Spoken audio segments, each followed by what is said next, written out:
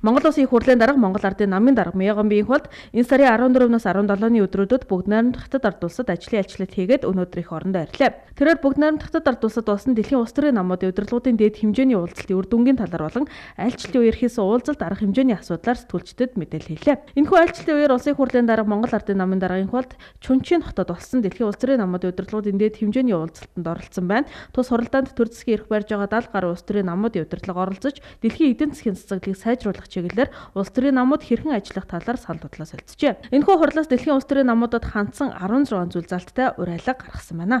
Энд хуралд миний хувьд бол хуралд орж Монгол Ардын намын байр суурийг илэрхийлж үг хэлхийн зэрэгцээгээр бол харилцаж хамтарч ажиллаж байдаг бусад улс төрийн намуудтай бас хоёр талын уулзалтуудыг зохион байгуулжсан байгаа. Намууд хоорондоо бас цаашид хамтарч ажиллах талаараа санал бодлоо хуваалцсан ийм үр дүнтэй хурал болсон. За хурлын төгсгөлд бол бүгд найрамдах хятад ард улсын бүх хотын ардын төлөөлөгчдийн их хурлын урилгаар айлчил хийсэн байгаа. За энэ айлчлалын хүрээнд бол бүгд найрамдах хятад ард улсын дарга Си Жинпин, за мөн бүх хотын ардын төлөөлөгчдийн их хурлын дарга Жэндомин нарын энэ хятадын төр засгийн удирдлагуудтай уулзаж ярилцсан. Хоёр орны харилцаа хамтын ажиллагаатай холбогдсон тодорхой асуудлуудаар санал бодол хуваалцаж нэлээд эргэсэг дотн ийм уулзалт яриа болсон.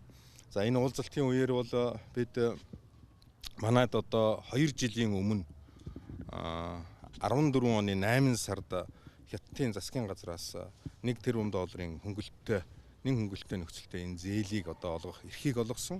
Тэгээ энэ зээлийнхээ 15% тэнцэх хэмжээний хөрөнгийг Монголын тал гаргах ёстой байснаас болоод 2 жилийн хугацаанд энэ хөнгөлөлттэй зээлийг бол ашиглаж чадаагүй.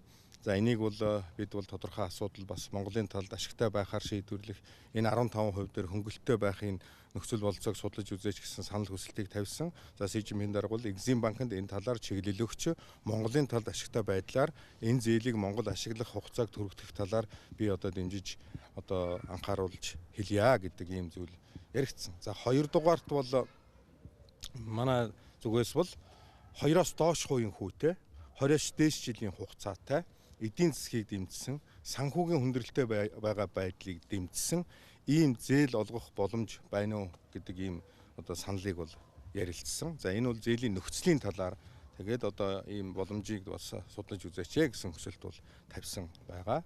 За энд бол Си Жинпин дарга бол тодорхой холбогдох банкны байгууллагуудтай бид бас энийг судлаж та бүхэнд бол тодорхой хариу өгье гэсэн ийм зүйл бол яригдсан. Энэ дээр бол ямар нэгэн зээлийн гэрээ хэлцэл хийгдсэн зүйл бол байхгүй. Хятадын залд судалж ээж хариу өгнө гэсэн. Тэгээд тэр хариу ирсний дараа хэрв зээл авдаг ийм хэмжээндээ хүрэх юм бол засгийн газар ямар хэмжээтэй ямар зориулттай авах уу гэдгийг боловсруулж их хуралд оруулж ирж их хурал түүнийг ярилцж ингэж шийдвэрлэнэ. Мөн тэрээр Монгол улсаа үр зээлэнд оруулж буй мэтээр сурталчилж өмнө хийж хэрэгжүүлсэн ажил хэрэг умартан өнөөгийн бодит нөхцөл байдлыг говьлж улс төрийн зорилгоор энэ мэт яваргүй аргаар гүтгэлгийн шинж чанартай олон түмнийг төөрөгдүүлсэн мэдээлэл хийх нь зохимжгүй гэдгийг мэдгцээ. Мөн Монгол улсын үндэсний аюулгүй байдлын үзэл баримтлалд нэг улсаас авах хөрөнгө оруулалт зээл ямар хэмжээтэй байх хязгаарыг тусгасан байдаг. Энэ хүрээнд хуулийн дагуу ажиллаж байгаа гэдгээ мэдгцээ юм а.